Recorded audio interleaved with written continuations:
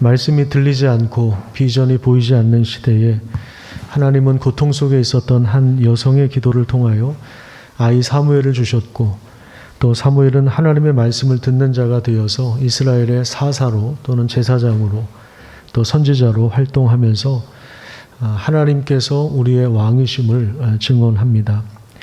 하나님은 이스라엘이 나아갈 방향을 분명히 말씀하시고 인도하셨지만, 또 하나님께서 왕으로 다스리셨지만, 이스라엘 백성들은 이방 나라들처럼 화려한 의복을 입은, 그래서 말을 타고 전쟁을 직접 진두지휘하는 그러한 절대 군주 왕을 요구합니다.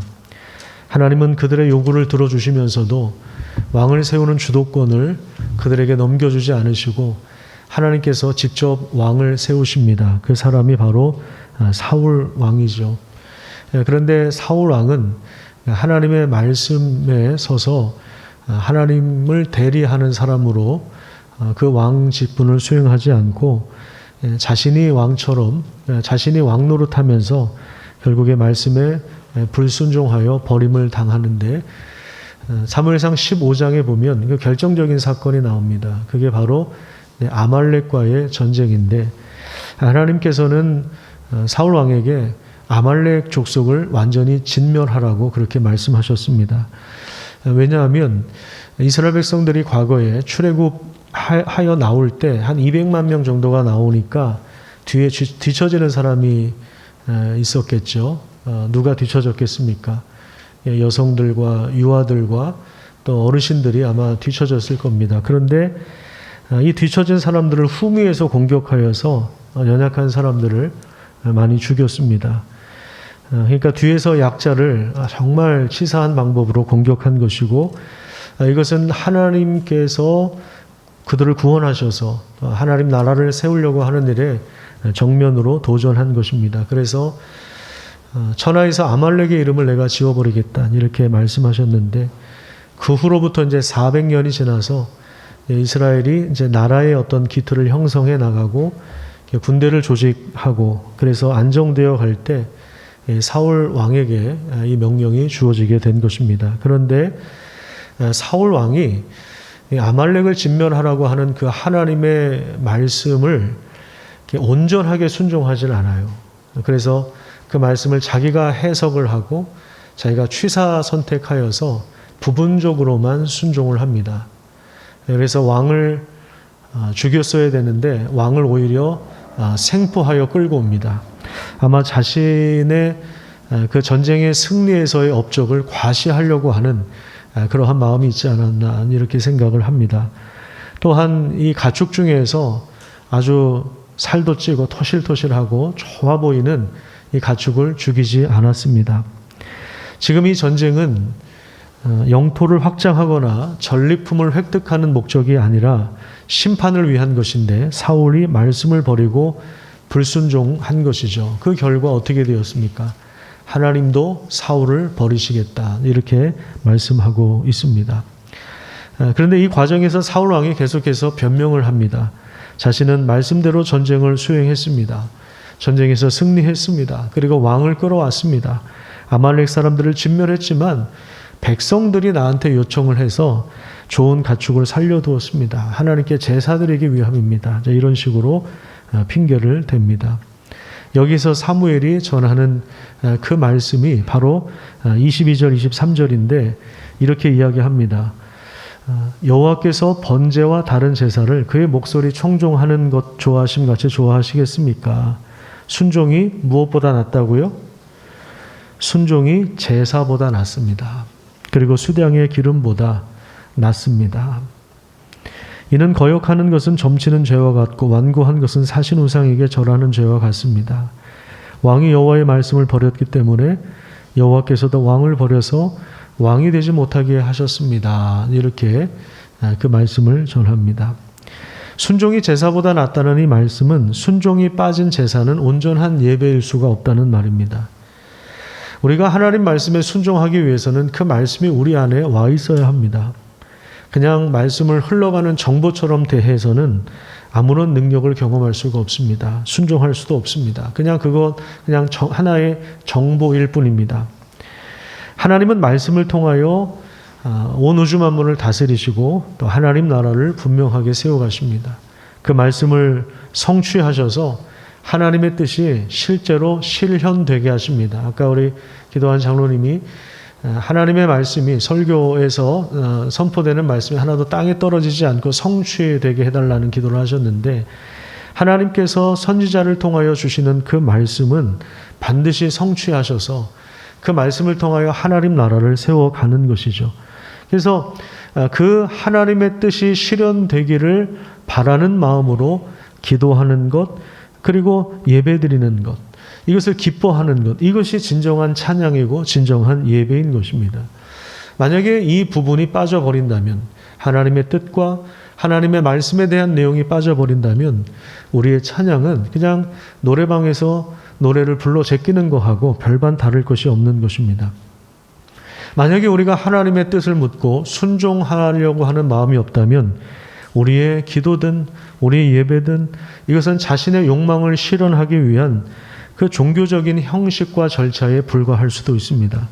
이것은 23절에 나온 대로 하나님을 거역하는 것이고 점치는 죄와 우상에게 절을 하는 것과 같습니다. 하나님께서 이런 것들을 가증히 여기셔서 가나안 사람들을 물리치셨는데, 내쫓으셨는데, 그래서 이스라엘 민족에게 그 땅을 주셔서 새로운 나라를 형성해 가도록 하셨는데, 마치 하나님께서 쫓아내신 가나안 민족과 동일한 그러한 죄가 바로 이 사울의 불순종이다라고 하는 것을 말씀하신 것입니다. 그래서 결국 사울 왕이 버림을 당해요. 물론 왕직은 유지하고 있습니다.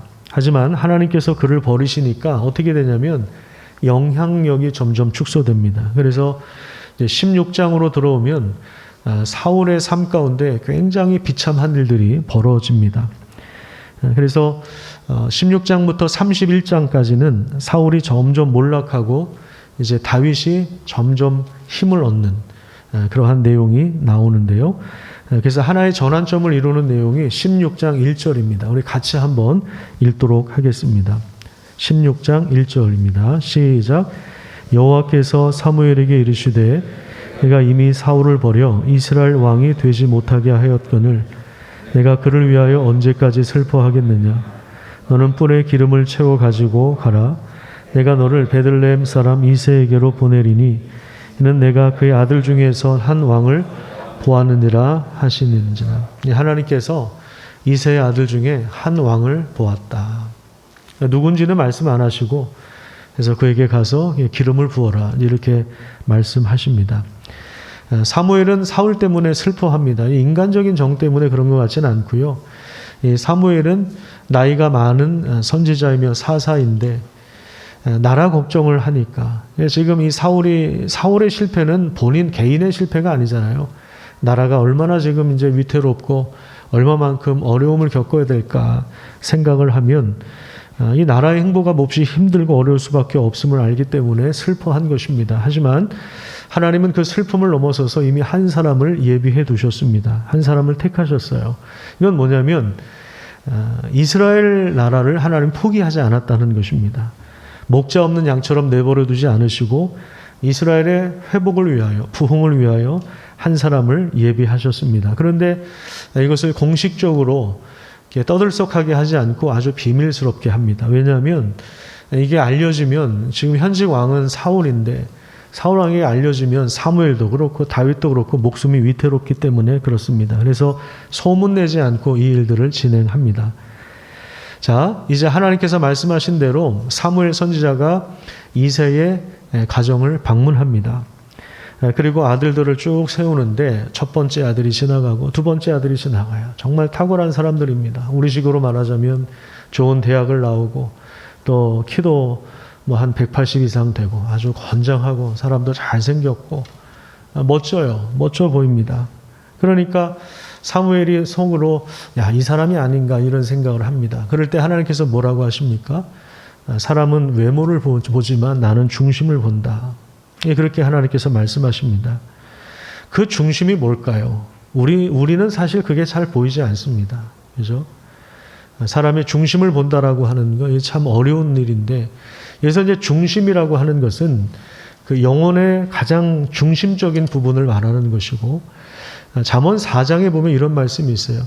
무릇 지킬 만한 것보다 더욱 너의 마음을 지키라. 왜냐하면 생명의 근원이 여기서 나오기 때문이다. 이렇게 말씀하고 있는데, 하나님께서 말씀하시는 장소, 그 말씀을 수납하고 그 말씀을 행하는 그 가장 그 중심적인 부분, 우리 인간의 그 마음을 하나님께서 보시는 것입니다. 그래서 사람은 외모를 보지만 하나님은 중심을 보시고 다윗을 택하셨다, 이 말입니다. 그때부터 다윗이 하나님의 영에 크게 감동되기 시작합니다. 하나님의 영이라고 하는 것은 성령 하나님의 역사를 말합니다. 성령께서 다윗을 그때부터 꽉 이렇게 붙잡으십니다. 그래서 다윗에게 역사하셔서 필요한 훈련을 시키고 필요한 은사와 능력을 구비하도록 도와주십니다. 특별히 하나님의 말씀을 담아낼 수 있도록 성령께서 그를 붙잡으시고 준비시키십니다. 믿음이라고 하는 것은 마치 씨앗과 같아서 씨가 들어가면 계속해서 자라는 것처럼 우리의 믿음도 성장하게 되어 있는 것입니다. 여러분들이 예배 드리고 좀 마음의 여유가 있으시면 5층의 주방을 지나서 옥상을 나가시면 거기에 상추와 깻잎과 고추와 여러 가지 것들이 자라고 있는데 그거를 보면요, 마음이 참 좋아요. 일주일, 제가 오늘 아침에도 봤는데 일주일 지났는데 또 많이 자랐더라고요. 지난주에 상추를 엄청 뜯어갔거든요. 근데도 또 막 자라더라고요. 그래서 믿음이 이와 같아요. 씨와 같아서 이게 자라는 거예요. 생명은 계속해서 자라거든요. 계속해서 자랍니다.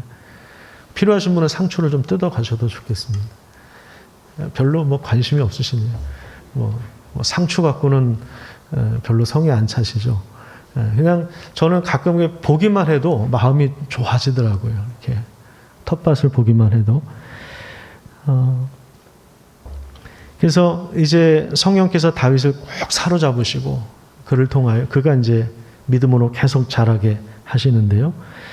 다윗 입장에서 볼 때는 어느 날 갑자기 선지자가 와서 자기에게 기름을 부었는데 그게 이제 정확하게 무슨 의미인지는 다는 알지 못했을지라도 장래에 자신의 영광을 비추실 것을, 자기 인생의 영광을 비추실 것을 아마 그 정도로 생각하지 않았을까, 그렇게 우리가 예측을 할 수가 있습니다. 자, 그런데 이제 그로부터 몇 년 지나서 다윗이 정말 이스라엘 역사에, 이스라엘 나라에 급부상하게 되는 그런 계기가 있는데 그것이 바로 오늘 본문에 나온 골리앗과의 싸움을 통해서입니다. 하나님께서 이 판을 제대로 준비하신 것입니다. 다윗이 목동 시절에 기름 부음을 받을 때의 나이를 몇 세로 보느냐라고 할 때 학자들은 보통 14세에서 15세 정도로 추측을 합니다. 정확한 건 아닙니다. 근데 대략 그 정도 될 거다, 이제 이렇게 예상을 합니다. 나중에 만나면 한번 물어보십시오. 그리고 나서 이제 17장으로 들어오면 블레셋 군대의 진영에서 싸움을 도두고 있는 골리앗 장수가 등장하는데 이때 다윗이 이제 1대1로 붙어요. 그죠? 근데 이때를 대략 한 20세 정도로 봅니다. 그러니까 소년이라고 해도 그게 소년이라고 하는 것이 우리나라 초등학생 정도 되는 다윗이 골리앗과 붙은 것이 아니라 우리식으로 하자면 한 20세 정도 된 건장한 그 청년이 골리앗과 붙은 것입니다. 여러분들이 잘 아시는 대로 골리앗은 키가 293m 정도 됩니다. 3m가 조금 안 되는, 저는 3m가 많이 안 되는 사람입니다. 골리앗은 거인족이에요. 그리고 다리 정강이까지, 목부터 다리 정강이까지 갑옷으로 무장해서 전혀 빈틈이 보이지 않습니다. 그가 가지고 있었던 창이 600세겔이라고 나오죠. 근데 이것이 한 8.6kg 정도 됩니다. 들고 있는 창만 그 정도 무게가 나가고요. 또 17장 11절에 보시면 쩌렁쩌렁 울리는 이 골리앗의 음성을 들어요. 그러니까 블레셋 군대가 이스라엘 군대와 골짜기를 하나 두고 산과 산 사이에 이렇게 대치하고 있었는데 이 목소리가 얼마나 큰지 쩌렁쩌렁 메아리쳐서 울리는 거예요. 그 음성을 듣고 사울과 이스라엘 군대가 완전히 겁을 먹고 극도의 이 공포심을 갖게 되었습니다. 사람이 공포심이 한번 들어오면요, 불안함이 들어오면 경직이 되거든요. 몸도 경직이 되고 이 생각도 경직이 돼서 이 생각이 굉장히 폭이 좁아집니다. 자, 이 상황 가운데서 이제 다윗이 이걸 듣게 돼요. 다윗은 아버지의 이새에 그 심부름을 온 상태입니다. 도시락 갖다 주러 이스라엘 군대가 자기 형들 만나러 이제 왔는데 진영에 도착하니까 양쪽이 대치하고 있고 저쪽에서 어떤 사람이 막 쩌렁쩌렁 소리를 지르는데 그 이야기를 들으면서 열이 난 겁니다. 왜냐하면 이 군대를 모욕하고 있거든요. 뭐라고 속으로 이제 생각을 하냐면 어떻게 이 할례 받지 못한 자가 살아계시는 하나님의 군대를 모욕할 수 있겠는가. 이렇게 속에서 분노를 합니다.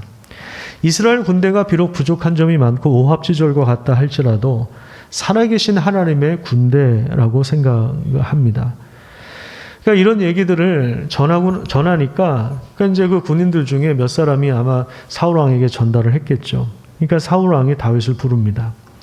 다윗이 사울 앞에 가서 분명하게 자기의 소신을 전하는데 내가 골리앗과 싸우겠습니다. 아마도 골리앗과 내가 싸우러 가야 되겠다. 이걸 이제 언제 생각했을까요? 아마 사울 왕에게로 가면서 생각을 했을 거라고 생각해요. 그러니까 그 사울 왕에게로 가는 그 길, 뭐 5분일 수도 있고 10분일 수도 있고 15분일 수도 있는데 사울 왕을 만나러 가는 그 짧은 시간에 내가 골리앗과 싸워야 되겠다. 결심을 굳혔어요.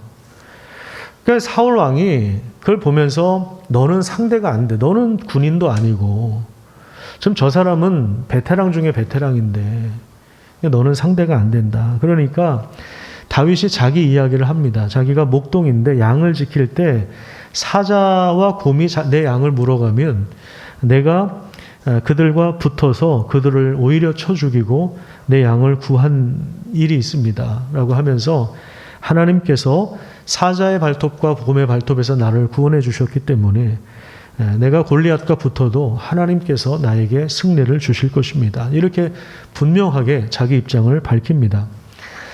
여러분, 길에서 개가 달려들어도 얼마나 무섭습니까? 그렇죠? 산에서 멧돼지를 만난다고 생각해 보세요. 얼마나 무섭습니까? 그때 소리 지르시면 안 돼요. 뭐 큰 소리로 기도하거나 그러셔도 안 돼요. 그냥 가만히 계셔야 돼요.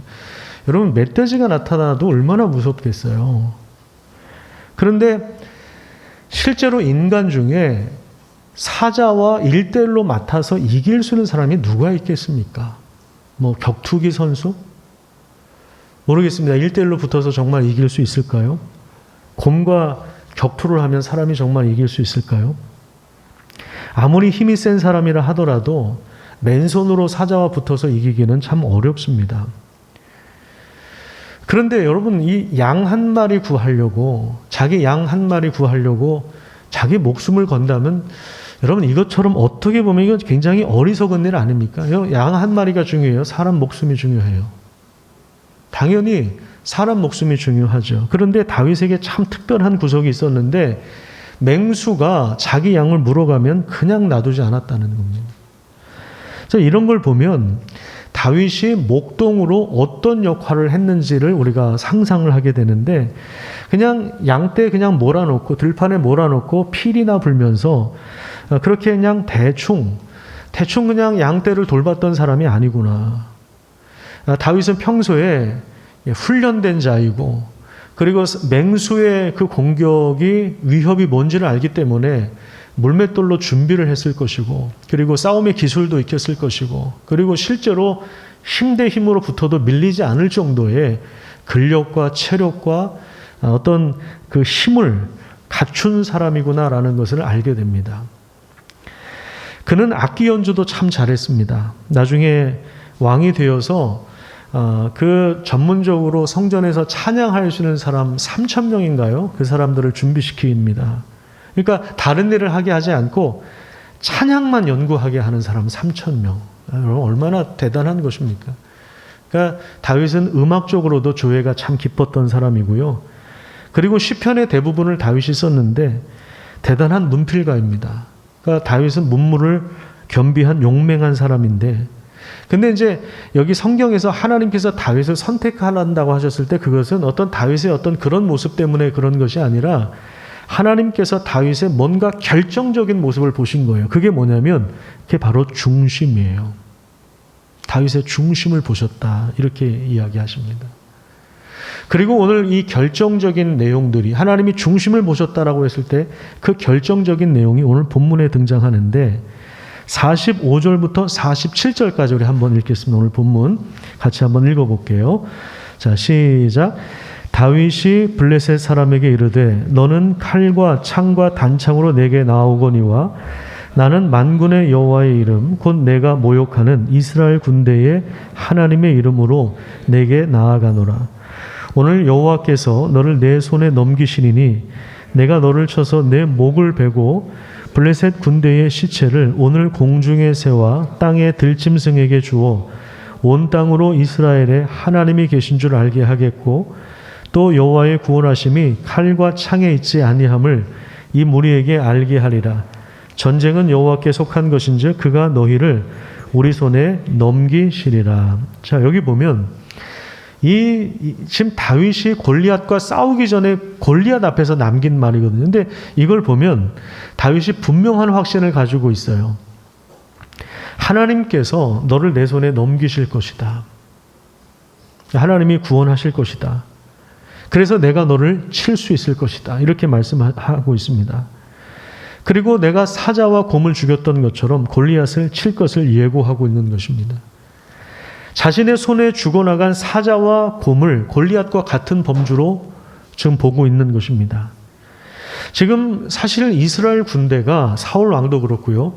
골리앗 장수의 위풍당당한 모습에 완전히 얼어붙어 있는데 지금 이 말을 하는 다윗을 보면 두려움이 전혀 없는 사람처럼 보입니다. 그리고 승리에 대한 분명한 확신을 가지고 있습니다. 여러분, 이 확신이라고 하는 것은 도박이 아니에요. 도박은 몇 프로의 가능성을 거는 거죠. 몇 프로의 가능성이 있는데 그걸 염두에 두고 한번 걸어보는 거예요. 그게 도박이잖아요. 여기서 확신이라고 하는 것은 도박의 영역이 아니에요.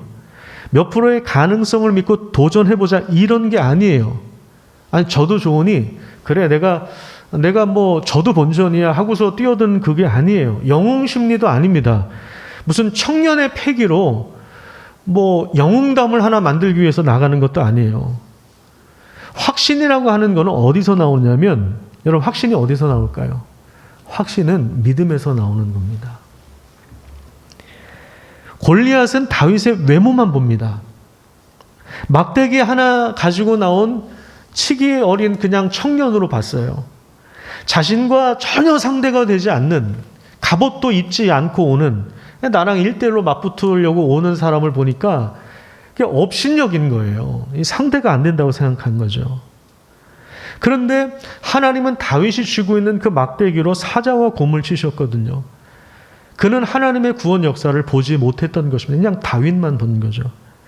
다윗은요, 거인 골리앗을 봤습니다. 그런데 동시에 또 본 게 있어요. 그게 뭐냐면 살아계신 하나님이 자신과 함께 있다라고 하는 것입니다. 이게 뭡니까? 이게 바로 믿음의 영역이에요. 이게 바로 믿음이라고요. 그래서 다윗은 전쟁은 하나님께 속한 것이기 때문에 어떤 칼과 창의 그 어떤 무기의 성능에서 전쟁의 승패가 결정되는 것이 아니라 하나님의 구원의 역사가 절대적으로 작용한다는 사실들을 다윗이 알고 있었고 그 고백을 분명하게 한 것입니다. 여러분, 지금 이 상황에서 긴가민가해서는 이게 나갈 수가 없는 겁니다. 골리앗만 보이면, 하나님이 보이지 않는 상태에서 골리앗만 보인다고 해서 나갈 수 있는 것이 아니에요. 이게 뭐 애들 장난하는 게 아니라고요. 골리앗이 이렇게 큰 그 3m 안 되는 그 골리앗을 보는데 그 골리앗보다 하나님을 믿고는 있지만 하나님이 작게 보이면 여전히 나갈 수 없어요. 근데 지금 골리앗보다도 더 크신 하나님을 지금 다윗이 보고 있는 것입니다. 그러니까 이게 긴가민가해서는 이게 나갈 수가 없는 거죠. 아무도 못 나가요. 그러니까 지금 사울 왕도 그렇고 군인들이 지금 아무도 그냥 꼼짝 않고 그냥 가만히 있는 것 아닙니까? 그 모욕적인 소리를 계속해서 듣고 있는데 아무도 거기에 대해서 대항을 할 수 없는 그런 상황 아닙니까?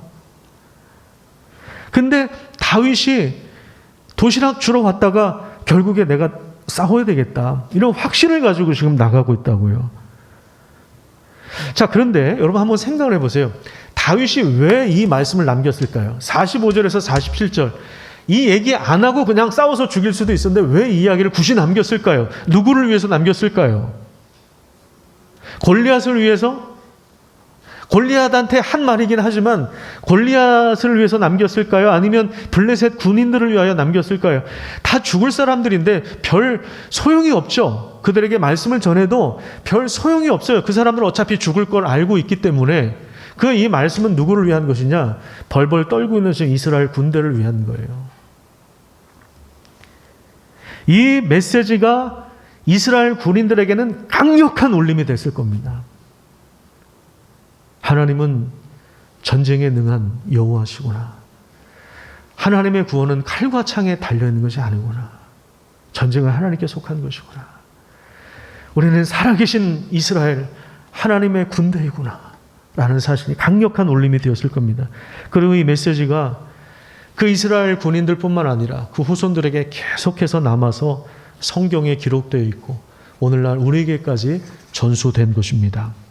여러분, 여기서 우리가 분명하게 알 수 있는 게 뭐냐면 순종은 하나님의 말씀을 남긴다는 것입니다. 여러분, 사울이 버림당한 이유가 왜 그렇습니까? 말씀을 버렸기 때문에 그래요. 그래서 영향력을 잃어버리기 시작합니다. 불순종은 말씀을 버리는 거예요. 하나님의 은혜를 버리는 것입니다. 하나님의 사랑을 버리는 것입니다.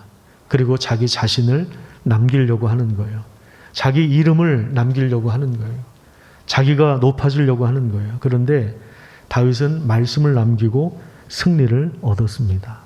말씀을 통하여 은혜의 나라, 하나님이 다스리는 은혜의 왕국을 세우실 수 있다는 사실을 다윗이 우리에게 보여주고 있는 것입니다. 그런데 여러분, 이 믿음이 단번에 주어지는 것이 아닙니다. 결코 이게 갑작스럽게 주어지는 것이 아니에요. 어쩌다가 갑자기 이 믿음이 주어져서 골리앗과 싸울 수 있는 용기가 주어지는 것이 아닙니다. 시편을 잘 읽어보면요, 다윗이 하나님이 우주 만물을 다스리고 통치권을 행하시는 왕이시라는 사실들을 계속해서 고백합니다. 시편 103편에도 보면 여호와께서 그의 보좌를 하늘에 세우시고 그의 왕권으로 만유를 다스린다 이렇게 고백하고 있고요. 105편 7절에 보면 그는 여호와 우리 하나님이시라 그의 판단이 온 땅에 있다 이렇게 말씀하고 있네요. 여러분, 이런 고백들이 그냥 저절로 우연히 어쩌다가 나오는 것이 아니에요. 다윗은 어려서부터 계속해서 율법을 묵상했던 사람입니다. 소년 시기부터 하나님의 감동하심을 입어서 하나님을 아는 지식이 점점 쌓여가고 거기에 가치관이 형성되고 그리고 실제로 하나님과 동행하심을 믿고 사자와 곰을 죽이는 과정에서 하나님의 구원을 경험합니다. 사울에게 증언했던 것처럼 사자의 발톱에서 곰의 발톱에서 자기 얼굴 앞에까지 왔던 그 발톱에서 나를 구원하신 하나님의 역사를 그가 직접 경험한 것입니다. 실제로 하나님을 만난 것입니다. 그러니까 이런 시편들이 나올 수 있는 거예요. 이게 다윗이 왕이 되고 썼는지 왕이 되기 전에 썼는지 중간에 썼는지는 모르겠지만 분명한 사실은 뭐냐면 어려서부터 그가 율법에 기록된 말씀을 읽고 묵상하는 가운데 하나님에 대한 신앙이 그의 중심의 가장 결정적인 요소로 자리 잡고 있었던 것입니다. 하나님은 그 중심을 보신 거예요. 그 중심을 보신 것입니다. 하나님은 결국에 사울 왕을 패하시고 다윗 왕을 세웁니다.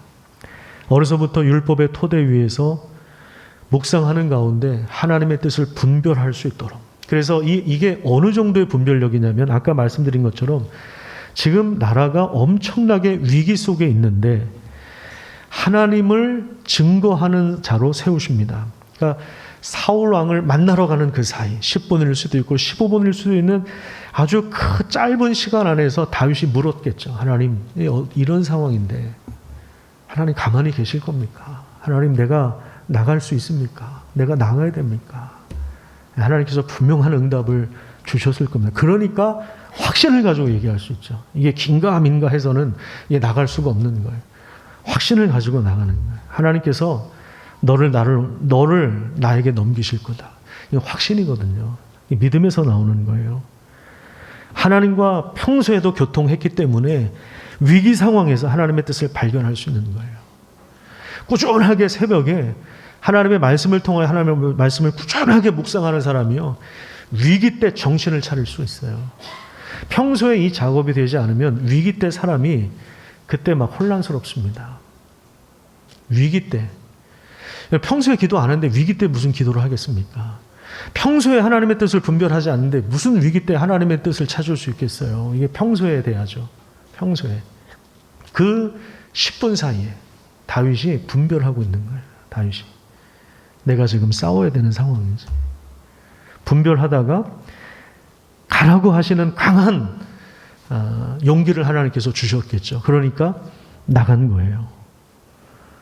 여러분, 이스라엘 사람들 입장에서 볼 때 다윗은 급부상한 거예요. 갑자기 튀어나온 사람일 수 있을 겁니다. 그런데 하나님은 그렇지 않았어요. 오래전부터 다윗을 주목해서 보셨어요.